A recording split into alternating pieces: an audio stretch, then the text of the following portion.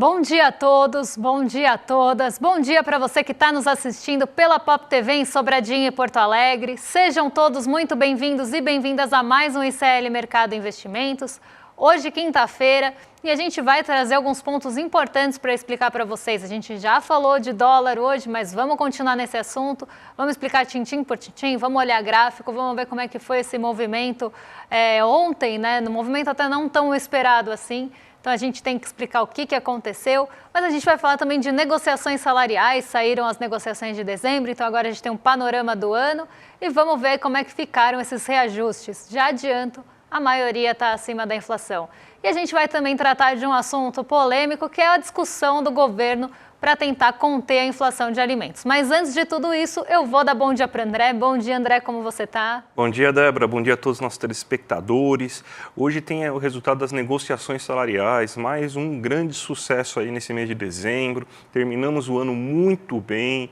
Então, uma das métricas mais interessantes aí desse ano de 2024, mas também tem que falar ainda mais coisa sobre o governo e sua comunicação, mais uma derrapada na questão da inflação de alimentos. A gente vai tratar um pouco desse caso aí. Você tem, então, também mais algumas coisas aí, o dólar caindo abaixo de R$6, a gente vai explicar um pouco dessa movimentação. Então, tem bastante coisa para a gente tratar nesse dia de hoje e já vamos aqui falar da agenda. A agenda hoje ela não está repleta de novo, temos uma agenda mais esvaziada, como eu falei, a agenda começa a se movimentar bem no fim da semana, então a gente tem ainda uma agenda com poucos indicadores hoje, mas vamos ver aqui o que já saiu, o que ainda tem para sair nesse dia. 8 horas da manhã saiu o IPCS de janeiro, mas segunda quadricemana, que é prévia, né, medida preliminar, não tem nada ainda definido, até porque o mês de janeiro não terminou. Então a gente tem só até a segunda semana de janeiro com a inflação medida pela FGV nessa métrica. A Turquia decidiu política monetária, então teve decisão de política monetária e já a divulgação dessa política monetária na Turquia às 8 horas também. O Departamento do Trabalho dos Estados Unidos divulgou às 10h30 os pedidos de auxílio-desemprego da semana até dia 18 de janeiro. Então aqui a gente tem, né, aquela métrica semanal de acompanhamento do mercado de trabalho que antes não tinha relevância. Mas agora começa a ganhar um pouco mais de relevância justamente para não ter sustos na hora que sai o relatório completo de mercado de trabalho nos Estados Unidos. A zona do euro tem o índice de confiança do consumidor de janeiro. E nos Estados Unidos, às 13 horas, sai estoques de petróleo da semana até dia 17 de janeiro. Lembrando que esse deve ser um dado que também deve ganhar um pouco mais de peso a partir de agora, porque Donald Trump já deixou aí bem evidente que ele quer trabalhar com a exploração de petróleo, e isso, inclusive, está mexendo com o preço da commodity, porque começa a se esperar uma exploração maior de petróleo pelos Estados Unidos também. E aqui a gente tem as métricas de estoques de petróleo, tem também aquelas outras métricas que saem com recorrência de refinarias, estoques de gasolina, de diesel. Então, tudo isso deve voltar para a centralidade, até para se acompanhar mais de perto como está essa produção dos Estados Unidos em relação ao petróleo. Às 9h30 no Japão, sai o PMI Composto Industrial e de Serviços de janeiro. Mas, como falei, janeiro ainda não acabou, então essa é a prévia do PMI, a prévia do índice dos gerentes de compras. Aqui no Brasil, durante o dia, acontece a reunião do CMN e, na Suíça, temos ainda o Fórum Econômico Mundial acontecendo ao longo do dia e da semana. Bem, então vamos começar o nosso giro de mercado aí novamente pela Ásia. O pessoal está ainda digerindo um pouco aquelas notícias do Donald Trump, mas parece que está com menos efeito hoje, né? Pequim está querendo anunciar algumas medidas fiscais aí para melhorar os índices econômicos chineses. Então isso aí afetou mais desse dia aí do que o próprio Donald Trump, né? Mas tá assim, tem bolsa caindo, tem bolsa subindo, lá tá uma confusão, né? Exatamente, a gente não continua mista, né? As bolsas continuam mistas na Ásia, o movimento continua misto por lá. Quando a gente fala mista, é porque elas não vão numa única direção, então elas não sobem em bloco ou não caem em bloco. Elas acabam indo em direções divergentes, respondendo também a fatores diferentes.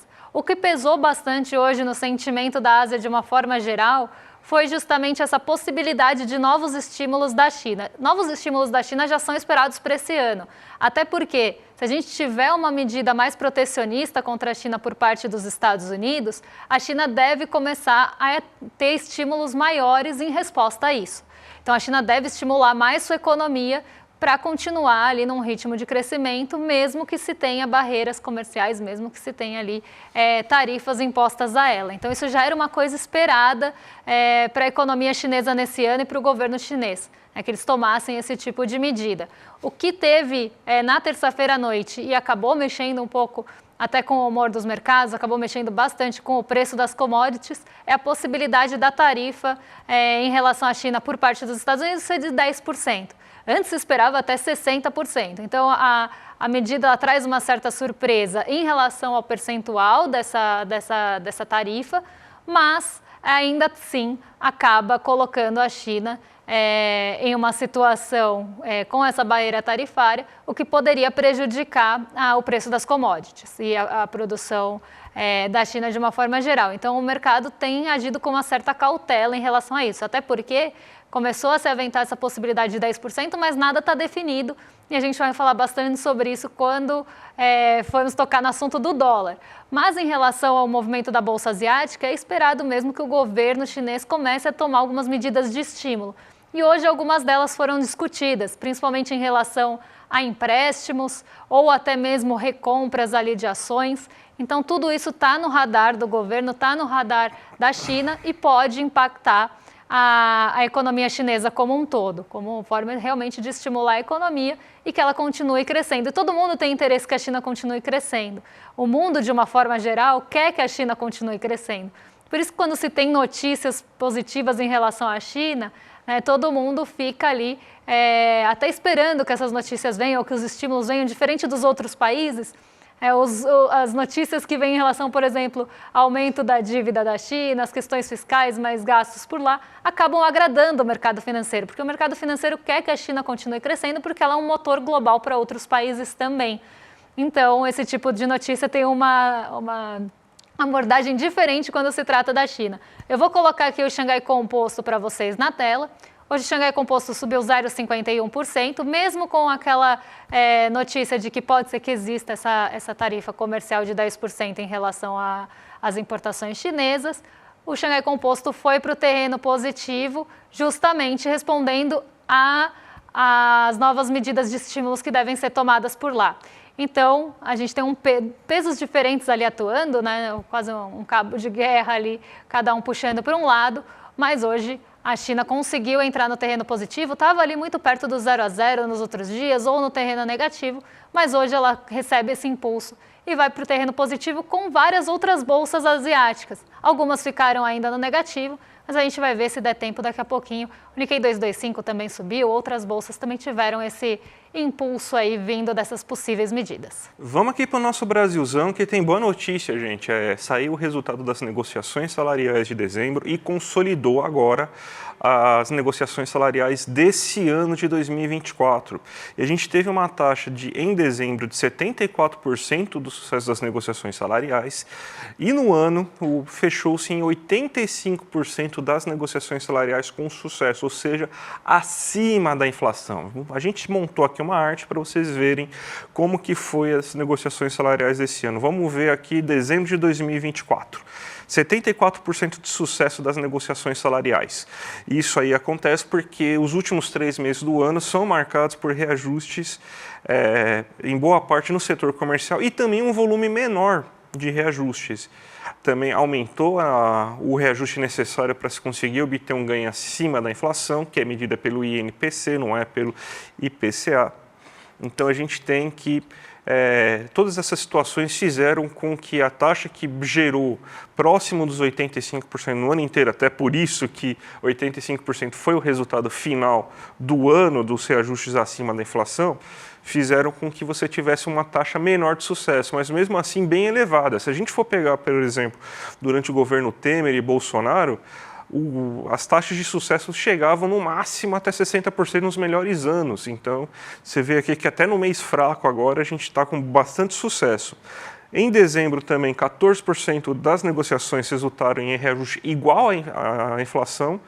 Isso significa que 88% dos reajustes pelo menos mantiveram o poder de compra do trabalhador e só 12% ocorreram abaixo da inflação. No ano, ou seja, todas as negociações que aconteceram nesse ano, 85% das negociações resultaram em reajuste igual à inflação. acima da inflação, perdão. 11,4% igual à inflação, ou seja, 96,4% de reajustes pelo o poder de compra do trabalhador e só 3,6% aí dos reajustes ocorreram embaixo da inflação. O que a gente teve esse ano, que foi um grande sucesso aí, ano passado também teve um bom sucesso, e que é diferente do que acontecia, por exemplo, em governo Temer, governo Bolsonaro, para explicar essa situação. Primeiro, desemprego baixo.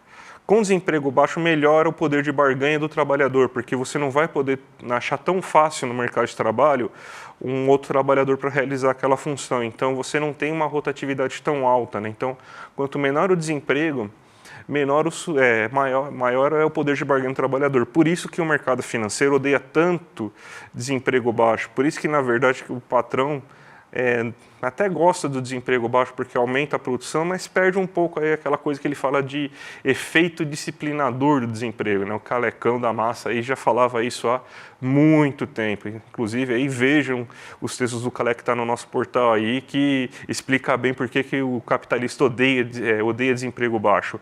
Outra situação, o custo para você reajustar o salário do trabalhador e ele ter um ganho real reduziu muito esses últimos 2 anos, porque a inflação foi baixa. Inflação baixa significa aí que você vai ter o menor custo para reajustar o salário, porque você dá 5% de aumento de salário já faz com que aumente a renda do trabalhador em nível real. Se você for pegar isso, por exemplo, em alguns anos atrás, precisava de 11%, de 7%, então você tinha um custo bem maior de reajuste nesses momentos. Isso aí, então, todo esse imbróglio todo aí acaba ajudando e dando maior poder de barganha para o trabalhador que consegue esses reajustes maiores. E trabalhador com reajuste maior gasta mais, aquece a economia, melhora os indicadores econômicos, melhora o desemprego, aumenta a renda, aumenta o volume de comércio, aumenta o volume de serviços, a indústria fica animada para produzir mais, para realizar investimento. Então, só coisa boa que acontece com esses reajustes acima da inflação. Então, a gente vê que o ano de 2004 terminou muito positivo, pelo menos nesse lado aí para o trabalhador brasileiro, Débora. É uma boa notícia aí. Lembrando que quando a gente olha para o passado, os reajustes não estavam assim. Então, é uma boa notícia que a gente tenha tido essa retomada mesmo dos reajustes salariais acima da inflação, não só pela inflação estar aí menor para recompor o salário, né? Então a necessidade do reajuste é menor, mas também por essa possibilidade do desemprego, de outras questões ajudarem nisso. Mas vamos falar de um outro assunto aqui, vamos falar de dólar. Porque o dólar caiu ontem, não era um movimento tão esperado, a gente vendo mesmo ali com a posse do Donald Trump e tudo mais, o dólar ele estava muito estável, até porque segunda-feira foi feriado nos Estados Unidos, então a gente opera sem essa referência, mas ontem a gente teve uma queda expressiva no dólar, né? O nosso real se valorizou ontem e a gente vai explicar para vocês por que isso aconteceu e quais fatores levaram ao dólar cair 1,40 ontem. E aí a gente tem que sempre lembrar, quando a gente fala de dólar, né, em outras ocasiões eu já falei de dólar aqui, eu estava explicando o movimento do dia e as pessoas estavam discutindo, mas quando a gente olha 6 meses, tudo bem, a gente pode olhar um longo prazo de dólar, a gente pode olhar inclusive outros contextos para falar de moeda. Eu estou explicando aqui um movimento específico que aconteceu ontem, no dia 22, e o que levou esse movimento e que ele não foi isolado também aqui no Brasil. Isso a gente precisa entender. Mas por que o nosso real se valorizou até de uma forma expressiva, até pensando em comparação com outros pares, o que aconteceu aqui com o nosso caso nesse dia? Então, vamos lá. Primeiro ponto que a gente precisa pensar quando a gente fala de dólar é o que estava pressionando ele para cima antes. Então, a gente teve um dólar em alta praticamente durante o mês de novembro e de dezembro. Então, o dólar ele permaneceu bem alto, rompeu barreiras. Vou até colocar aqui para vocês na tela um gráfico de 6 meses do dólar, que a gente consegue ver esse movimento acontecendo. Né? Ele sai ali em 6 meses num patamar próximo a 5,70, se a gente for pegar aqui o dia 31 de julho, e ele chega a um patamar de 6,29 aqui, né, no dia 16 de dezembro. E depois ele arrefece um pouco, mas ele fica operando, orbitando os R$6 muito tempo. E o nosso real, ele se desvalorizou mais do que os pares. Então, quando a gente olha a movimentação do real nesse final do ano, os emergentes eles também tiveram desvalorização. As moedas emergentes também tiveram desvalorização frente ao dólar. Então, o dólar também subiu em relação aos países emergentes. Só que o real, ele teve uma desvalorização maior. E aí a gente precisa separar o que era fator interno, o que era fator doméstico e o que era fator de fora, o que era fator internacional. Quando a gente olha esse real se desvalorizando mais do que os pares aqui no Brasil, a gente entende que tem uma pressão doméstica também importante e que precisa ser levada em consideração. Senão, todos os emergentes iriam mais ou menos para queda, né, na desvalorização, mais ou menos na mesma magnitude. E não foi o que aconteceu. Então, a gente precisa entender que tem sim esses fatores domésticos, e os fatores domésticos, eles começam a pressionar muito o dólar aqui no Brasil em novembro e dezembro, sobretudo no fim de novembro e o mês de dezembro, por conta da questão fiscal. Para quem lembra, em novembro foi anunciado o pacote de ajustes fiscais aqui no Brasil, e até então se tinha uma grande incerteza para onde ia esse pacote de ajustes. E o mercado estava esperando. A gente também tem que lembrar que o mercado age nas expectativas, esse é o ponto crucial para a gente entender tudo que vem depois, mas o mercado age na expectativa. E ele estava esperando um corte de gastos que fosse ali a contento dele, da forma mais tradicional. E não foi o que aconteceu. A partir daí, o mercado começa a ficar cético em relação ao Brasil, começa a dizer que o nosso cenário vai deteriorar em 2025, começa a apostar contra o real, então ele se protege em moeda estrangeira, se protege em dólar, compra dólar porque acha que realmente o real vai se desvalorizar e que nossos ativos também não vão ter potencial de valorização no ano, então eles saem dos ativos de bolsa.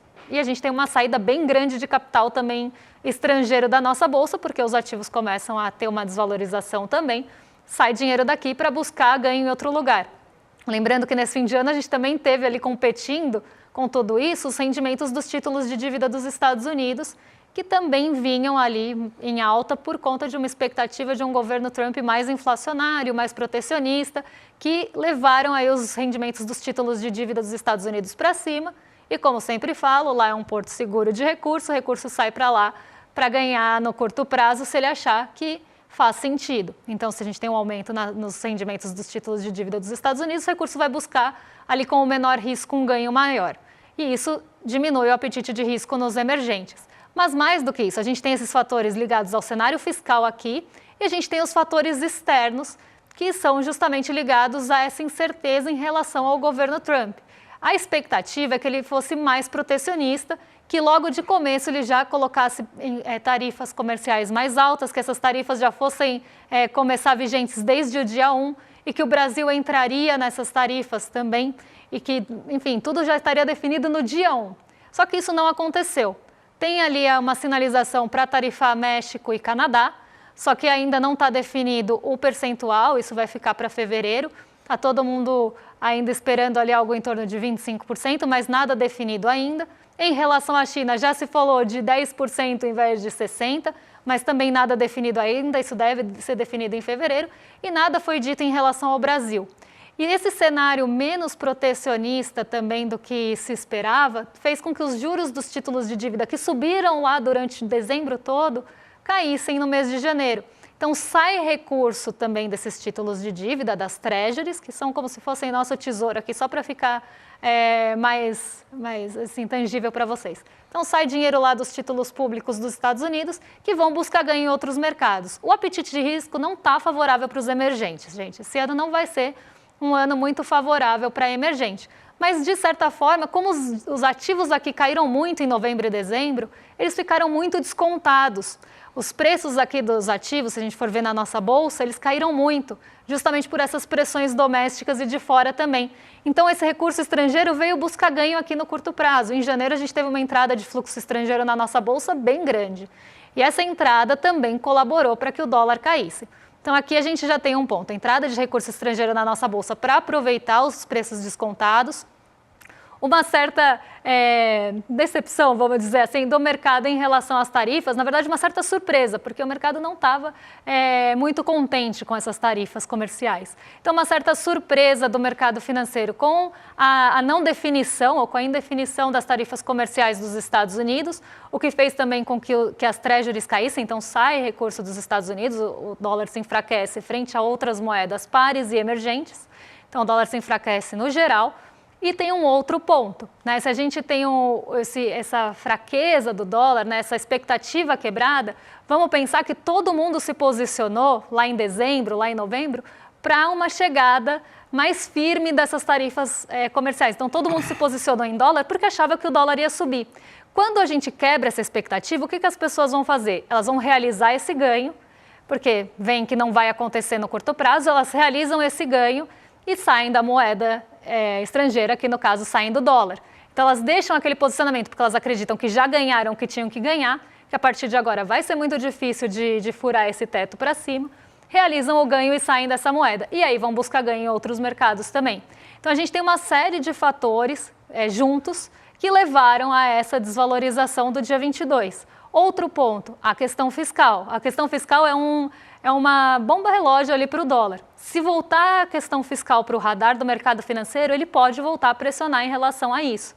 Só que a questão fiscal está em banho-maria, ela está em compasso de espera agora, porque o Congresso está em recesso, então nada vai ser decidido por enquanto, e tem ali essa expectativa de que isso ainda vá ser decidido. Então essa pressão também deixou de acontecer. A gente tem uma pressão que estava bem forte e deixou de ser exercida, uma quebra de expectativa em relação ao dólar, então as pessoas realizaram esse ganho. E o mais importante que isso, a gente tem fatores psicológicos no mercado, de patamares de âncora ali psicológica. Dólar a R$6, dólar abaixo de 6. Então tudo isso também acaba influenciando. A gente chegou num ponto que talvez a gente não ganhe mais, vamos realizar esse ganho. E aí o dólar cai. Então, fatores, todos esses somados fizeram o dólar cair. Quais são eles? Só para resumir para vocês. Recursos estrangeiros entrando aqui para buscar ganho no curto prazo com ativos descontados. A pressão que estava vindo doméstica do fiscal em banho-maria por conta do recesso do Congresso. Nós temos também o dólar se enfraquecendo frente a moedas globais por conta aí das tarifas que ainda estão com uma indefinição muito grande, então já realizaram os ganhos que estavam ali pautados nessa expectativa, e também a entrada de recurso estrangeiro, eu já falei, né? Então são basicamente esses pontos que fizeram com que o dólar desvalorizasse. Então não dá para colocar o peso em um, mas dá para a gente pensar nessa conjuntura internacional e nacional que fizeram com que esse movimento acontecesse. Hoje o dólar já está subindo um pouquinho, né? 0,13 no dólar à vista aí. Bem, Débora, vamos falar de uma preocupação que agora entrou no radar do governo, finalmente, né, que é a questão da inflação de alimentos. Você tem, então, que foi definido como o principal problema a ser combatido na área econômica esse ano. Teve reunião já ministerial para tentar fazer algumas ações, ainda não foi divulgada nenhuma ação, só foi ventilada numa entrevista lá que talvez uma ideia que acontecesse lá que foi sugerida pelos supermercados durante o governo Bolsonaro, de você mudar a lógica da validade dos produtos, em vez de ser válido até, né? Seria vendido como melhor consumir até em algumas categorias de produtos, o que eu acho uma ideia idiota, mas tudo bem, porque isso aí não vai impactar na inflação, porque quando o IBGE vai fazer a medida da inflação, ele não vai olhar na gôndola lá do produto depois do vencimento, ele vai olhar na gôndola do produto que está lá dentro da lógica do vencimento, né? Então não vai mudar a questão da inflação de alimentos você fazer essa medida. Você só vai aumentar o lucro dos mercados e pouco vai mudar a questão da medida da inflação. Então, se alguém estava com essa ideia de tentar usar isso para melhorar a inflação de alimentos, já corte. Aliás, parece que ele já recuou para trás porque ia dar chiado de novo, né? Mais um problema de comunicação para o nosso querido governo nesse ano, né? Então, tem o quê? Hoje é dia 23, né? 23. Dia 23 a gente já está o quê? Quarto, quinto problema de comunicação. Acaba logo 2025, pelo amor de Deus, né? Só passou 23 dias e já está com essa confusão toda. Mas algumas medidas têm que ser colocadas para você reduzir esse peso na inflação de alimentos. Algumas que poderiam ser colocadas, mas vai ser mais difícil. Estoques reguladores. Foi olhar como está a situação dos estoques reguladores. A gente tem milho, até que tem uma boa quantidade de milho, mas o milho não vai resolver a inflação de alimentos. E um pouquinho de arroz e feijão que está sendo comprado agora da agricultura familiar, mas ainda com estoques muito baixos. A gente não formou estoques reguladores, voltou-se a comprar, mas o ano de 2024, com safras baixas, ia ser um péssimo momento para você comprar esse estoque regulador ia dar mais problema ainda, ia aumentar mais ainda o preço de alguns alimentos, então não é um bom momento. Talvez esse ano também não seja um bom momento, porque mesmo com uma safra recorde, quando você tira alimentos desse mercado, você também vai aumentar o custo desses alimentos, então... Mas uma hora isso precisa ser retomado. Está sendo retomado aos pouquinhos, mas a gente não vai poder usar os estoques. Eu não sei quais seriam outras medidas. Talvez uma série de isenções momentâneas aí para alguns tipos de produtos, crédito para melhorar a situação de algumas indústrias específicas. Eu tenho o livrinho lá, o Salto do Sapo, lá, vou mandar lá para o ministro lá, porque ele fala lá, eu não tenho, né? Eu tenho um capítulo nesse livro aí que dá algumas sugestões para combater a inflação de alimentos, né? Quem sabe eles leem o livro aí e consigam tomar algumas ideias, né? Mas é uma questão muito delicada essa, precisa dar uma melhorada. E eu não sei o que eles vão fazer, as ideias, pelo menos as que saíram até agora, não foram muito frutíferas, né, Débora? Exatamente. Eu tenho certeza, André, que no seu livro não tem o best before. O que o governo queria era, né, colocar esses preços. Na verdade, foi uma proposta vinda dos supermercados, isso foi falado naquele Bom Dia Ministro, que eu falei que ia acontecer ontem, que eu falei que estava na agenda, que estava no radar. Isso foi passado ali meio que superficialmente de novo, passaram superficialmente no assunto. E aí desses produtos próximos, ou melhor, consumir antes de, e aí baixar o preço disso. Como o André falou, não faz sentido para a composição da inflação, porque ninguém vai olhar esse preço especificamente. Isso nos dá uma lição de como é calculada a inflação, né? Não é uma coisa individualizada, como as pessoas pensam que é. É uma generalização de preço, é uma média de preços com ponderações, com as ponderações, né, de diversos locais. Então, né, o peso da cesta de consumo de cada um é diferente. E, assim, individualizar, né, é uma coisa muito individual para fazer peso na composição da inflação. Mas o que eu vejo aqui de pior em relação a essa medida, né, que nem chegou a ser uma medida, né, foi só uma passada por cima do assunto, mas já suficiente para fazer barulho, mais uma vez, abordaram o tema de uma forma superficial. Parece que a gente está num terceiro round ali de briga, apanhando, então já apanhou um monte de vezes e não mudou, né, não aprendeu. De novo, foi lá superficialmente, falou de um assunto, aí esse assunto foi explorado depois na grande mídia, já colocando ali, né, produtos, eu vi as manchetes ontem, produto de xepa, enfim, chamando de xepa. Aí a gente começa a ver que isso, mais uma vez, está abrindo brecha, mais uma vez está deixando uma margem interpretativa para as pessoas pegarem isso e bater de novo, né? Então vai ser um quarto round aí, porque se a gente pegar imposto e inflação de alimentos, gente, são questões que realmente mexem com o bolso das pessoas, que preocupam as pessoas. Tem sido, principalmente essa questão de comunicação em relação às coisas tributárias, ou agora em relação aos alimentos, eles têm sido fragilidades do governo, né? Quase ali a criptonita do governo, o calcanhar de Aquiles do governo, ele não está conseguindo lidar com a comunicação desses pontos para comunicar a população, o povo mesmo. E aí quem consegue fazer isso por meio de redes sociais ou quaisquer que sejam os meios, começa a conversar com o povo, mas colocando outros aspectos que são brechas interpretativas que a pessoa entendeu aquilo, que não realmente era o que estava sendo colocado. Só que isso viraliza, principalmente em dois assuntos tão populares e impopulares ao mesmo tempo, né, que realmente pegam ali no bolso e no ponto fraco das pessoas. E o governo, o que eu sinto aqui, é que o governo está deixando justamente nesses assuntos, nesses aspectos, a comunicação solta, né, quando deveria fazer um trabalho de antes se fosse falar nisso no Bom Dia Ministro, que falasse explicando para a população. É que essa medida não faz nem sentido, mas outras poderiam ter sido antecipadas e faladas antes para as pessoas entenderem e não ter essa margem interpretativa de cada um fala uma coisa e ninguém sabe qual que tá certo. E aí o que as pessoas vão ficar realmente é com medo de que aquilo esteja realmente certo, que aquela seja o posicionamento, que isso vai prejudicar ela. Porque isso aqui, para virar, o governo quer que você compre, sei lá, alimentos que estão perto da validade porque são mais baratos, e são 2 palitos, né? É rapidinho para isso virar uma coisa e outra e inflamar e tomar o debate público, a opinião pública e as redes sociais. Então tem que tomar muito cuidado, já voltou atrás, ainda bem que voltou atrás, não devia nem ter falado sobre isso, mas ainda bem que voltou atrás antes do barulho, né? Porque se levasse isso para frente, eu acho que o barulho ia ser muito grande e ia pegar muito mal, porque essa medida não faz sentido e é horrível.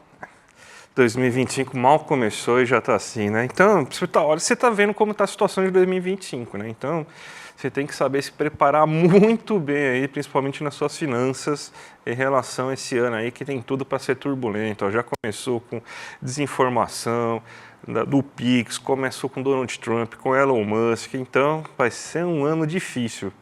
Então, você quer se proteger desse ano difícil? Vem aqui com a gente aí no dia 30 de janeiro, na próxima quinta-feira, às 8 horas da noite, que a gente vai fazer o Mapa da Mina, que é a melhor live da casa. E eu vou falar sempre que é a melhor live, porque é o que a gente mais gosta, que dá mais trabalho, mas é muito boa.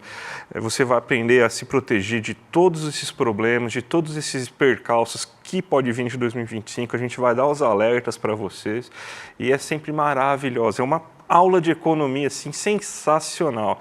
Dia 30 de janeiro, às 8 horas da noite, clica aqui em iclmercado.com.br, já faz a sua inscrição, que daí no dia 30, às 8 horas da noite, o YouTube toca lá o sininho para vocês não vão perder, gente. É imperdível. Com certeza, uma das melhores aulas aí que a gente tem durante o ano, porque a gente tem uma margem de acerto grande no Mapa da Mina, então não percam que ela vai ser muito boa, ainda mais nesse ano que vem bem desafiador pela frente. E agora vocês ficam aí com os nossos vizinhos de cima, com o Rolê Célio, William Deluca e Guga Noblar, mais que excelente companhia a partir de agora. E a gente volta amanhã para falar realmente o que está mexendo com o seu bolso, porque amanhã é dia de IPCA 15. Um beijão e até mais, pessoal. Até mais, gente. Tchau, tchau. Os juros no Brasil estão voltando para os níveis mais altos em muitos anos. O dólar está atingindo os níveis mais altos que jamais tinha atingido. De quem que é a culpa? É do mercado externo? É da Faria Lima? O que vai acontecer daqui em diante? Como é que vai ser esse ano de 2025?